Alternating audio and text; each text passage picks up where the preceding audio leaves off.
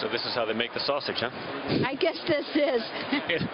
I was hoping for something exciting, but this sounds more ministerial. Well, but your father is something more beyond 1,237. It's sort of irrelevant at this point. Except that they're passionate about the process. Hey, listen, if there's one thing I understand, it's making sure that people get their votes counted. I mean, we've been yelling about that forever because in the process, as you've seen throughout, it doesn't always happen that way. So everyone's always, there are people who complain on both sides of the aisle about it being rigged. So I guess we're going to see what happens here. Well, we get music. Oh, well, that's nice. Well, that's while they figure this out. But it's sort of fun. At least it's fun for those of us who are cheeseheads to see Paul Ryan and Ryan Spears both up there from the great state of Wisconsin. All right, let me get back to family. The four adult children are going to speak. Yes. Have you divided up the topics?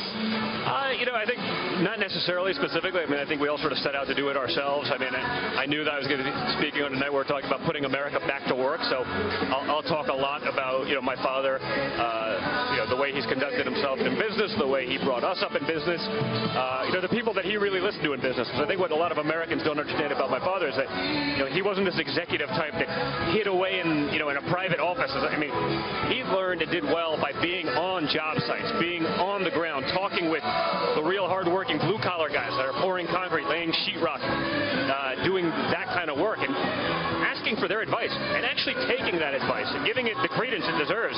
So he made so many changes on projects and buildings on the fly by listening to those guys and valuing their opinions.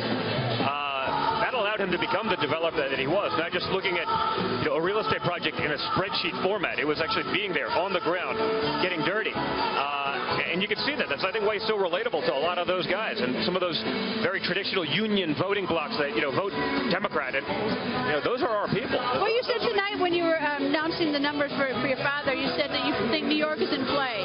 New York has not been a Democratic state in a long time. Not since '84, but again, we could change that. And, I see it because, I'll be upstate fishing where I go on the weekends. And, people will just mob me. You got to get your father in, you got to do it. The bumper stickers I see to this. And even in New York City, which is, as you know, not exactly a bastion of conservative principles and thoughts, I have people that come up to me time and time. I literally have not heard a single negative comment in New York City. But I've had so many people that are flagrant about saying, hey, I'm a Democrat, I've always voted Democrat, but I've seen what your father's done. I saw what he did at Wallman Rink, where he took something from the government and he fixed it, on time, ahead of schedule even, and under budget, where he risked his own money to prove to the city that he could do it.